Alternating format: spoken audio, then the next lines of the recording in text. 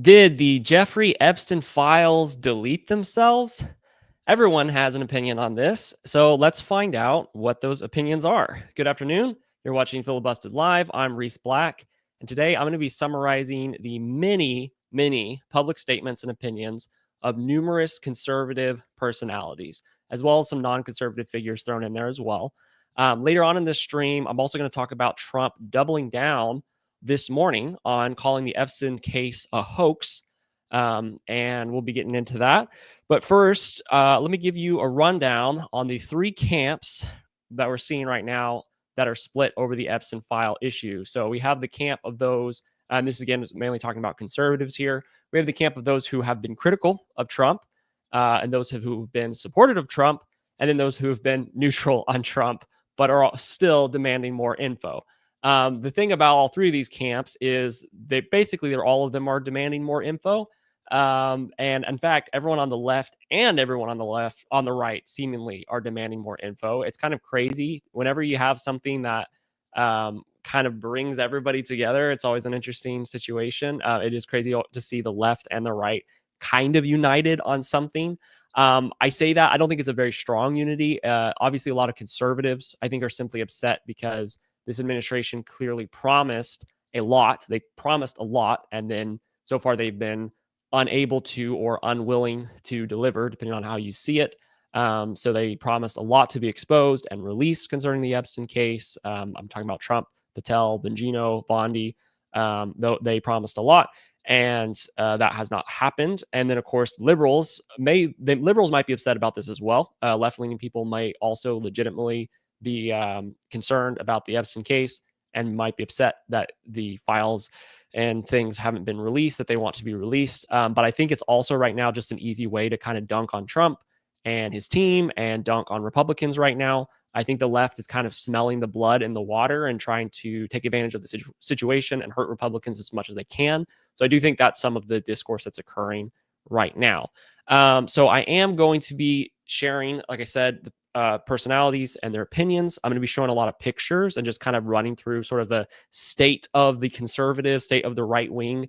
I was going to say echo chamber. State that's usually considered to be a bad term. State of the right wing world, shall I say? So I'm going to be showing a lot of pictures, a lot of names, and giving their takes on the Epstein situation. When you see your favorite personality pop up on the screen, feel free to just yell, "That's my favorite person." And if you yell loud enough, I might be able to hear you. So especially if you happen to live next door. If not, I probably won't be able to hear you, but you can yell at your screen regardless. And then also real fast, if anybody happens to just have like all of the unredacted Epstein file case, documents just lying around their house, if they could drop that in the chat or the comments below at any time, I would very much appreciate that, as well as the rest of the world probably as well. So let's get into these personalities here. I'm going to jump into the first one. Tucker Carlson is going to be coming up here in a second. So these personalities are generally, actually, for the most of these personalities are really just critical of Pam Bondi. Extremely critical of Pam Bondi. But of course, by proxy, they're critical of President Trump because President Trump has come out backing Bondi 100% and has also doubled down on the fake files rhetoric, that there really is no more files, and any talk of the files existing at this point is all fake. And so these people, in one way or the other, are vocally critical of Trump. And these criticism ranges from extreme accusations, such as Trump must be on the list, to more moderate criticisms of his language about it. And quick note, as I'm going to be clicking through these people, as I was searching, I just wanted to find pictures of every single one of them real fast. So some of the, just don't pay attention to the websites I'm pulling up. Some of them I pulled up. Google was bringing back their ADL and their SPLC profile, which labels a lot of them as like really hateful, terrible people. That's not necessarily my opinion of all these people. A lot of these people I'm not even that familiar with. So if you see me pulling up those sites, don't be concerned. I just trying to find good pictures of these people, and they had good pictures on their SPLC profiles. So that's it. I'm not giving my opinions on these guys right now. I'm literally just giving you their opinion on the Epstein cases. So without further ado, let's get into it. Tucker Carlson. So he has questions. He's mainly questioned why the Epstein clients aren't pursued. And he has suggested very strongly that Epstein must have ties to the intelligence operations of another country, not just the United States. And he has asserted that it's most likely Israel, possibly Mossad. And he has massively criticized Bondi's handling of the situation. So that was, I saw a clip of him, I think just the other day, talking about that it must be because he's connected to Israel and it must be he's connected to Mossad. That's the reason why the no more files have been released. So that's his take. Moving on, we have, I'm not going to be able to say all these people's names correctly because I don't think I've heard all these people's names before. We have Mike Cernovich.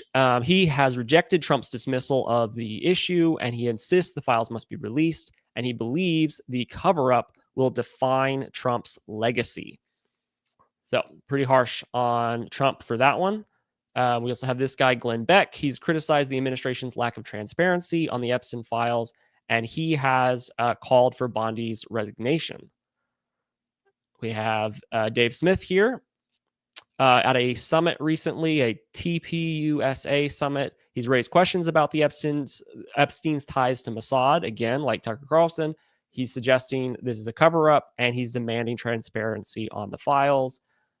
We have the Hoge twins here, and they posted on X demanding Trump fire Bondi.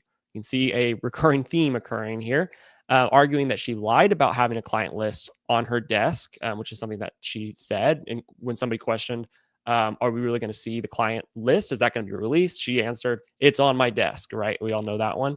And they've called for full transparency. So a lot of people want to see Bondi fired. We have Ian Carroll. He posted on X questioning the DOJ's claim that no client list exists, suggesting a cover-up and demanding the release of unredacted files. Next up, we've got Nick Fuentes here, posted on X calling the Epstein case a, quote, massive cover-up, demanding the release of all files, and he has criticized Trump's defense of Bondi. And then somebody most people are probably familiar with, Candace Owens, posted on X, getting behind Tucker Carlson, praising Tucker Carlson's remarks on Epstein, which, of course, connected to the Israel and Mossad. She's demanded transparency. She questions the DOJ's claim that no client list exists, citing a Wired report. And she's accused Trump of thinking his base is, quote, stupid enough to just move on from the Epstein case, which is what Trump has now repeatedly said that he wants everyone to do, is to forget about this guy who's been dead for a long time and just move on. There's nothing else, really to see here. Got a few more conservative voices here that have been very critical of Trump. We have Laura Loomer. She's right now she's leading the call for Bondi's resignation, and she demands a special counsel for the Epstein files, and she has labeled the DOJ's actions as a cover-up. Two more. We have Megyn Kelly here. She's called Bondi, quote, lazy and incompetent. She predicts that Bondi is going to be fired. She demands full transparency. She criticized DOJ's claims that no client list exists like the others. And finally, we have Alex Jones. And my producer, Doug, his summary says, Alex Jones is a bit of an emotional mess. He has filmed himself crying about the files, literally. Sorry, I'm having a hard time. No, I know this is a serious situation, but I'm having a hard time not cracking up about that. Calls Trump a flip-flopper, says he's still supportive of Trump, but also says Trump is self-destructing. So that's Alex Jones' take on the matter. So that's everyone that's been critical of Trump, the main voices. So let's on the conservative side. And this is, again, it's a big deal because all of these people, just like 2 weeks ago would probably have not had anything negative to say about Trump until this came out. I don't know that for a fact. I'm sure they could have come up with something, but for the most case, all these people have been very in Trump's camp, and now we're seeing a lot of criticism coming out. So let's get into just a few that have been kind of neutral on the situation. So these people, they may be critical of the general handling of the files, and they may want more transparency, and they've said that. But they've been very careful about their language surrounding both Trump and also Bondi. And they've taken a more diplomatic approach with their language and haven't been super critical. So the first up is we have MTG here, as people usually refer to her. She rejects the Justice Department's claim that no Epstein client list exists. She's demanded full transparency and a continued investigation. But like I said, with the rest of these neutral people, her language has been a lot more checked and careful, not to be criticizing Trump and not really to be criticizing Bondi. We also have a Lauren Boebert. She's demanded more file releases, suggested a special counsel as well to investigate the crimes, Epstein's crimes, if transparency isn't achieved. And finally, we have Benny Johnson. He has called for hauling Bill Clinton in for questioning and aligns with conservatives that are demanding the release of the Epstein files. But again, he's been more neutral as far as criticizing Trump. So let's look at a few individuals that have been more supportive of Trump, actually, even while this fallout has been occurring. So these people range from unhappy about the handling of Epstein issues to trusting President Trump, believing what he says right now about there being no more files and about this being a done deal and that's something we just need to move on from. What connects them is their support of Trump, regardless of their views on the Epstein debacle. And so these people have been more vocally like, we're still in Trump's camp. We're still supporting of him no matter what, no matter the situation. And a few of them have still been at least a little bit critical of Trump. So we do have Steven Crowder here. So he posted on X criticizing Bondi's handling. So he has been somewhat critical. He's called the DOJ memo a slap in the face. He's also demanded a full release of Epstein's files. But he is more of the regular pro-Trump, crowd, although he is, capable, obviously, of doling out some criticism. He has not really super criticized President Trump over this. More still in his camp, as far as we can tell. We have Kash Patel. This shouldn't come as too much of a surprise, but he's been somewhat quiet on this. He's only said, quote, "The conspiracy theories just aren't true, never have been. It's an honor to serve President of the United States, and I'll continue to do so for as long as he calls on me." So that was a X post he had the other day. So obviously still very much in support of President Trump and completely, I mean, he's the leader of the FBI.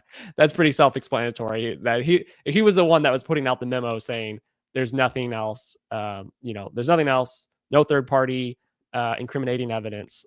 So that's pretty self-explanatory. Another guy who's been supportive of Trump, I believe here, David Nino Rodriguez. He's a trust the plan kind of guy. And he leans heavily, he does lean heavily on considering this still to be like, on what's considered a conspiracy theory. So he does lean heavily into like the Epstein stuff. But he's usually always like a trust the plan, trust President Trump, like it's going to be okay kind of thing, instead of people that are melting down about like Trump's betrayed us and all those kinds of things. And lastly here, of people that are more supportive of Trump, we have Charlie Kirk. And this is a little bit of a reversal, but he's been supportive of Trump. So earlier this week on Monday, he said, "I'm done talking about Epstein. I'm going to trust my friends in the government." And so he said that he's not going to talk about, the Epstein stuff anymore. So Kirk, he's been somewhat critical, but he said as of Monday, he's dropped the issue and just leaving it up to trusting the government, trusting President Trump, that it's going to be fine. That's what he said on Monday, but like this article lines out, the next day he started talking about it again, and it's probably due to his audience being really upset with him saying, "There's nothing left for me to talk about. I'm not talking about this anymore. I just going to leave it up to the government, whatever they want to do." Obviously, most conservatives are not happy about that, because what the government wants to do right now is say, "There's nothing else. We're moving on. No one else is being incriminated."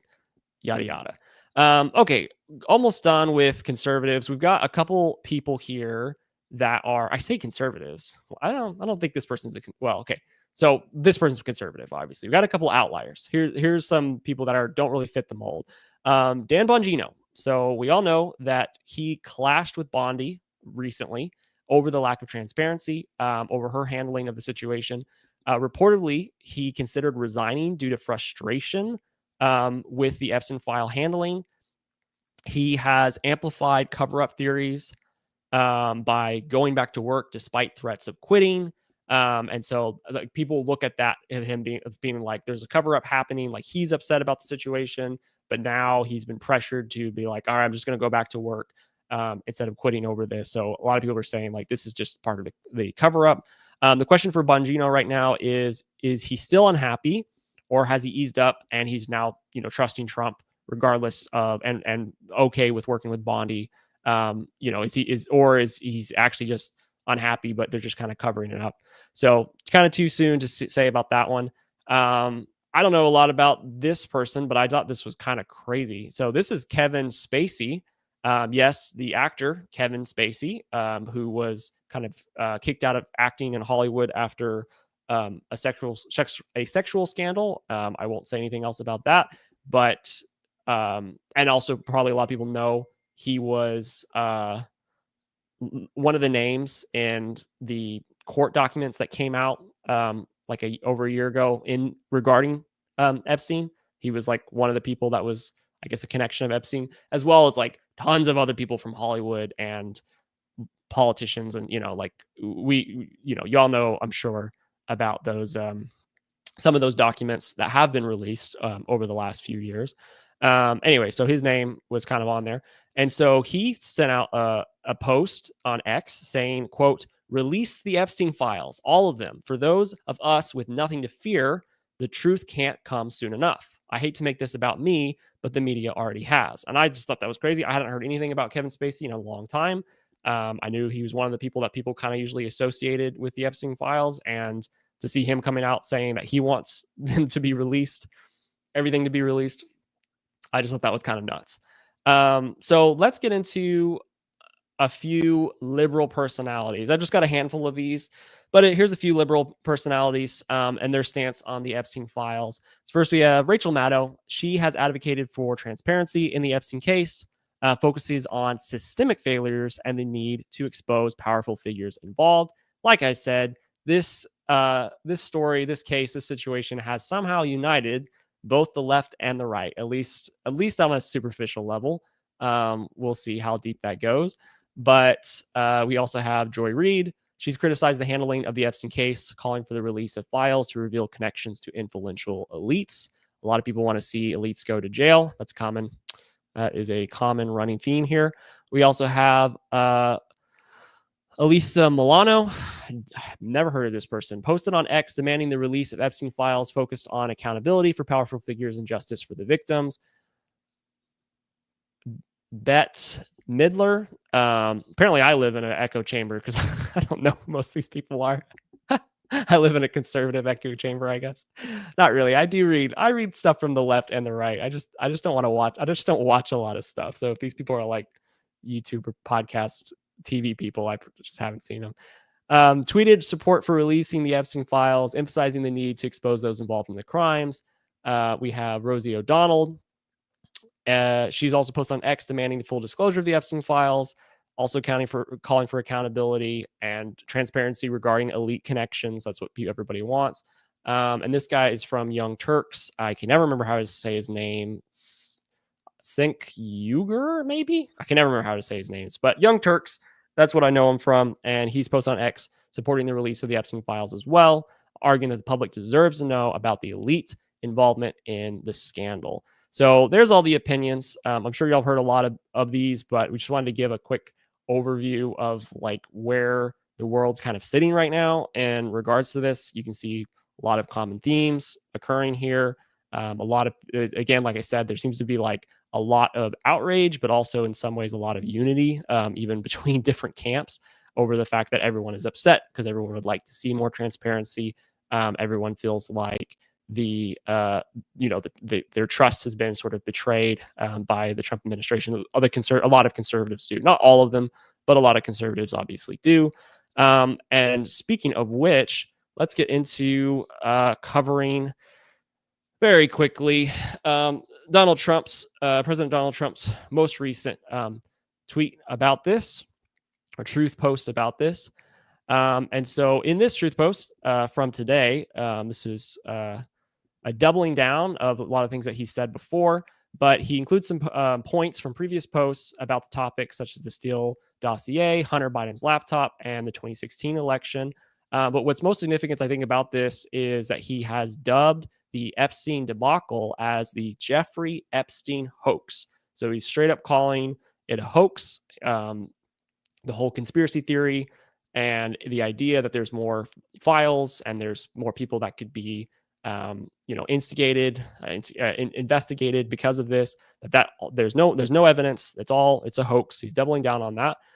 He's also said he doesn't want the support of quote weaklings, referring to past supporters, people that were supporting him but now aren't because they are, as he's putting it, buying into this hoax, and now criticizing him for his handling of it. It should probably be noted that our overview of all those conservatives, especially, we kind of put that together before this came out or as this was coming out. And so this message honestly might change some people's opinions. I'm assuming, if anything, it's going to polarize the conservative base even more so. And I will be really interesting to see kind of where the conservative realm goes from here. I think it's really fascinating to me that Trump's comparing this to the Russiagate situation. I think it's really interesting comparison because, as we all know here, hopefully, and no one is still believing that was true. So this was something that Trump's enemies, of course, made up, and that's all been verified now, that they falsified evidence to try to make it look like he concluded with Russia. And so that's actually true. That's absolutely true. That was a conspiracy plotted against Trump to try to take him out, try to make him look bad, might make him look like he had colluded with Russia to win the 2016 election. And so now he's comparing the current Epstein situation to that, as if somehow the Democrats or his enemies are the ones that have like invented the conspiracy theory, and came up with the whole idea of there's the Epstein files in order for you to make this big flop and make this big show, to like divide his base and for people to criticize him for like not being transparent and not releasing the files, which he can't release because the files don't exist, right? From this truth's perspective here, this post perspective. So I do think this is really bizarre for me. I don't think it's going to land well with most conservatives. And I think mainly that just has to do with the fact that it's kind of hard to swallow that this whole thing was kind of invented by Trump's enemies when Trump and Trump's team were the ones that were probably pushing this more than anybody else, especially in the last few years, and even during this last campaign, running on the idea of, not this being the main thing, but this was one of the things that the Trump administration ran on, and Trump supporters were excited about, and they riled up their base. Trump and Bongino and Patel and Bondi all riled up the MAGA base with promises to release the Epstein files. And so for them to turn around and say that's all a hoax that was invented by the Democrats, to get you guys to divide it, it's just like, no, you were the ones pushing it. You were the ones saying that this was real. And so I don't think this is going to land well with conservatives. I will give my quick, hopefully not too controversial opinion about some of this stuff, since I've ran through the opinions of all the other conservative commentators in the world.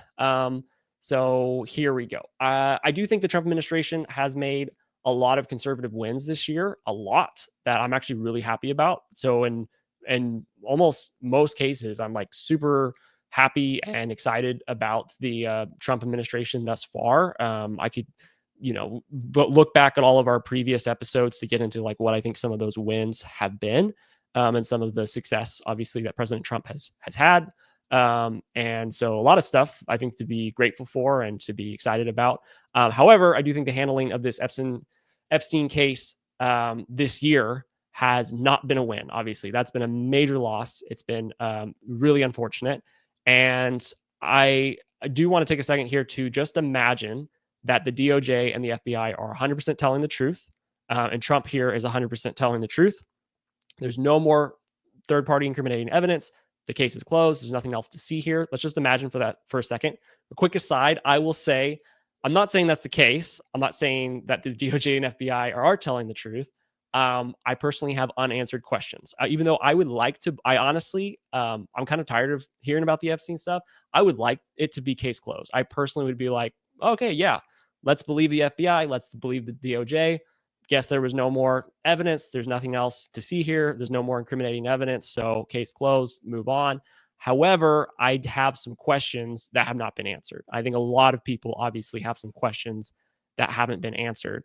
And so I have a hard time accepting that. I have a hard time not having some suspicions that maybe there's something being covered up, maybe there's something being repressed, whatever reason that might be. Maybe there's some stuff that hasn't been released yet. I have a hard time not thinking in that direction. And I don't even consider myself to be a full-blown conspiracy theorist. I don't like trying to invent problems. Like I'm happy to accept the official narrative if it's not full of holes, but unfortunately, this one does seem to be full of quite a few holes. That's why a lot of conservatives are like, we can't accept this. But back to my thought experiment. Let's just imagine it is true. The DOJ and FBI are 100% telling the truth. There's nothing else to see here. We all just need to move on and get over it. Well, even if that's the case, unfortunately, it was Trump, Bondi, Patel, and Bongino. They were the ones, like I said, who have said for years that there's more to the Epstein case. They're the ones that have been saying this. They're the ones that said during the campaign and this year that they're going to release evidence and hinting that it's going to be big and it's going to be incriminating, right? And like they're going to release it and it's going to be this big thing. And then Bondi especially played it up like crazy this year when she released phase one. You probably remember phase one of the Epstein files to all those influencers. And phase one means that there's more to release, right? Phase one means that she's made everyone think, oh, well, they're going to release phase two, phase three. How many phases are there going to be, right? Like this is the start of beginning to release all of these files and all of this information. And then we had the whole, it's on my desk.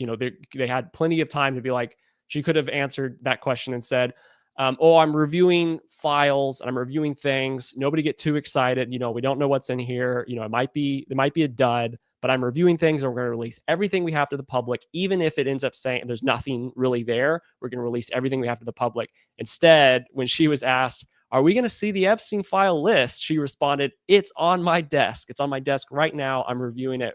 We're going to release it. And so if people are upset about this, they really have no one to blame but themselves. I mean, that's coming from a conservative and coming from somebody who's been very supportive of almost everything that Trump has done.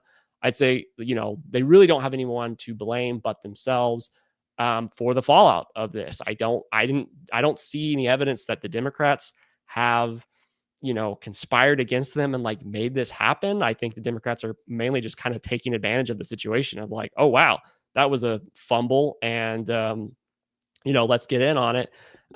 However, y'all probably know on this channel, we have Doug, who is our master conspiracy theorist. He has a very different take than me. He thinks that Trump is playing more like 4D chess. There's more to know that we just don't really know, which is probably true. I mean, I think there is obviously stuff that we don't know. I mean, that's kind of a given. That's the problem. We don't know. But he does think that Trump is doing something skillful and is kind of playing 4D chess. I don't usually think in the same terms that Doug thinks. I don't usually think in terms of like, I kind of just take stuff at face value and be like, I kind of take it at face value, but we'll see. I just don't know enough to have like a really, really strong opinion. If you want to see Doug's take though, which I think is interesting, even if I don't completely agree with it, you should go back a few days and see his take on this situation. I think it's really cool. Anybody that loves a good conspiracy theory is going to always love anything that Doug is putting out. For me, I do think it's obviously likely that there's more to this story that we just don't know right now.